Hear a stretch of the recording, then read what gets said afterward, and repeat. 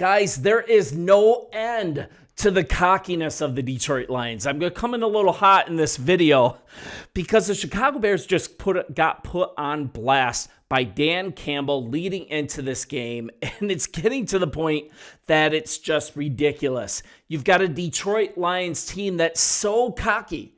They lose their starting center, an all-pro center to retirement. They lose a guard. They have injuries along their offensive line, and they think that they can just piece in a rookie, move a guy like Mahogany over, carry the 4, do this weird math equation, and then they're leading into the season. They're like, the offensive line is still going to be dominant. We're going to be fine. Guess what happens? When quarterback Jared Goff, when he doesn't have an absolutely perfect offensive line, what happens? Spoiler alert, he's not that good. And this is exactly the Detroit Lions team that's going to be playing the Chicago Bears this weekend. I hope they keep that cocky attitude. I hope they keep the cocky attitude of head coach Dan Campbell, what he had to say about this game. He gave the Bears some bulletin board material. And it's also a team that's so cocky that they think that they can lose 7 coaches, their OC and their DC, 3 of them to the Chicago Bears, and they think everything's going to be fine. We are so good, we're just going to hit the ground running. Here's another great one that I hear from Detroit Lions fans, some of them really close to me. It was never Ben Johnson's offense at all. Ben Johnson had nothing to do with it. It was always Dan Campbell's offense. We are going to be just fine. The Green Bay Packers may disagree. I disagree. I hope that you disagree. And guess what? There wasn't much of a pass rush either. So I think we are hitting the Detroit Lions in the prime time of this season. Week 2. Chicago Bears, they proved that they belong in this division, but we did what Chicago Bears do, right? We dominate 3/4 of a football game, and we cannot get the ball into the end zone. That's what we've done in years past. That's what we just did this last week. That's got to be ironed out. We have a quarterback that looked like he was not really paying attention to coaching.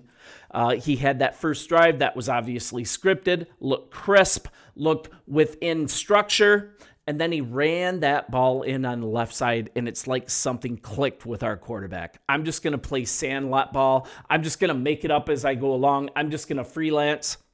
You guys saw what the result of that is. So I'm going to trust our head coach that he's going to be able to get him back within structure without ruining his ability to freelance, because that scrambling ability really saved his butt, saved the team's butt on multiple occasions, was able to hold the Minnesota Vikings only 2 sacks. So don't get me wrong, that loss really hurt. Don't get me wrong either. I am not going to be subservient to the Detroit Lions. You guys have been good for 2 years. You act like you're the Kansas City Chiefs. You have had massive losses on this team. You're not going to be able to just hit the ground running.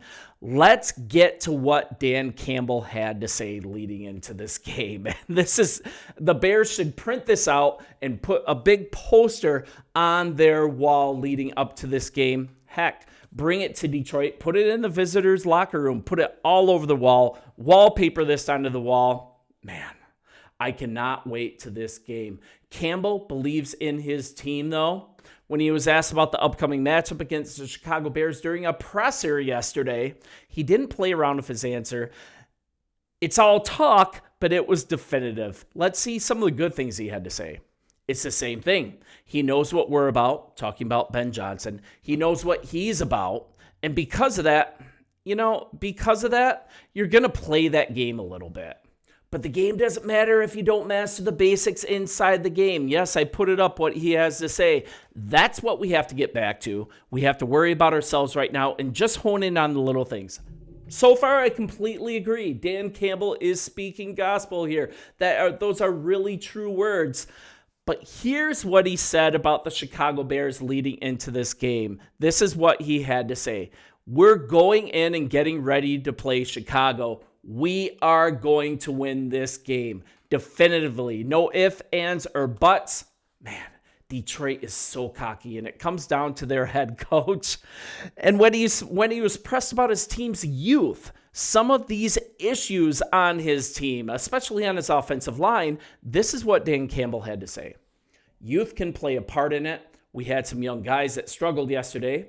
I certainly didn't think it would be the best performance they would have all year, but it wasn't good enough. Good news is there's nowhere to go but up, and up they will go. Looks like he's motivated, right? Looks like this team is motivated. I don't want to hear this about that the Lions are angry. You're going into Detroit. Guess what? The Chicago Bears are angry too, and I absolutely cannot wait for this game. And let's kind of go into some of the things coming into this game. Let's kind of do a recap first of where Detroit is coming into this game after this 27-13 loss. It wasn't even that close. So let's kind of look at the good from the perspective of the Detroit Lions. Like, they struggled a lot, but they actually did well in limiting the Packers in the run game. That was like one of the lone bright spots coming out of this loss. Green Bay rushed for 25 times, but only got 78 yards, a 3.1 yard average. So overall, the Packers had just 266 total yards of offense. The defense settled down, played pretty well for the Lions in the second half. So this defense is not going to lay down for the Chicago Bears, but it's the offense. That's under the needs improvement column. One of the biggest concerns, right, was how 3 new starters up front along the offensive line, how they would do. Like, you heard some talking about it from the coaching staff, but if you have Detroit Lions fans in your life like I do, they were like, no, absolutely no concern. The offensive line, it's going to be just fine. Well, guess what? If you look online, the Lions were plagued with several misassignments up front, and Jared Goff was pressured 19 times, sacked 4 times, hit 9 times. Detroit averaged just 2.1 yards per carry, 46 total rushing yards as the players up front. They really struggled to create holes. There is one freeze frame of that game when Jared Goff is throwing out of the end zone, and you see the guards completely taking, and the center taking the wrong assignments, and it looks like the parting of the Red Sea. I'm going to post this my next video, and we'll have some laughs coming into this game. But one of the bright spots was the play of their tight end, Sam Laporta. He did lead the team with 79 receiving yards, average of 13.2 yards per reception, and yeah, here's the key thing. The offensive line. Detroit ball carriers were hitting the backfield on 16 of their 22 rushing attempts. So here's the quote from Dan Campbell. We just weren't good enough. Third down, really on either side of the ball. We kind of dug ourselves in a hole early in that game that we couldn't quite get out of. You couldn't get out of it at all. We had some miscommunications that really cost us at the worst times. Couple of penalties that bit us. I can identify with that. It just wasn't clean. We didn't play well. We had 2 or 3 players who played really well, but not enough. So that was really the story. We just didn't have enough good performances. It really didn't coach well enough. I mean, as Bears fans, we can identify with that. He's being for real. But it was absolutely disappointing if you're a Detroit Lions fan, which you're probably not by watching this, but they got absolutely boat run. It's not possible to look worse as a returning division champion than the Detroit Lions looked in that game. So I'm actually looking forward to playing them right now. Let's get to the Chicago side. Let's look at what was good and what was bad. 27-24 loss. You can kind of do the coulda, woulda, shoulda game, right? You could be like, if Santos hits that field goal, if there wasn't the phantom pass interference call on Darnell Wright. Like, we're not going to complain about those things as fans because that's what losing franchises do. It's constant complaining about the refs. If you're a good team, you rise above those things and you make plays when it matters. And that's what the Chicago Bears couldn't do outside of that first drive in the first quarter. So let's kind of look at the good. The Bears defense, they started the game by forcing 4 3-and-outs, held the Vikings to 80 total yards and 4 first downs by limiting them to 0-5 on third downs. How do we lose this game? The Chicago defense, we had that 74-yard pick 6 by corner Nashawn Wright. That gave us a 17-6 lead. One thing that I would like Ben Johnson to kind of get out of his system a little bit is that he has a little too much Dan Campbell in him. We could have kicked a field goal, an easy field goal from Santos, and would have put us up up 20-6 at that point. Instead, he went for it in 4th and 3. Didn't work. And to me, that kind of was the momentum in the game. I said to my friend, I'm like, we're not going to win this game. So needs improvement. The Bears offense, they stalled in the second half with a possession chart that featured a punt, missed field goal, punt, touchdown, fumble.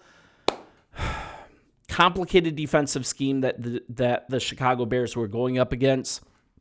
I think it's going to be easier sledding against the Detroit Lions. Brian Flores is just an absolute stud, but the Bears should have won that game. So best performance, I mean, I guess you could say Caleb Williams. He completed his first 10 pass attempts, finished 21 of 35 with 210 yards, a touchdown, no picks. That's really good. An 86-plus passer rating.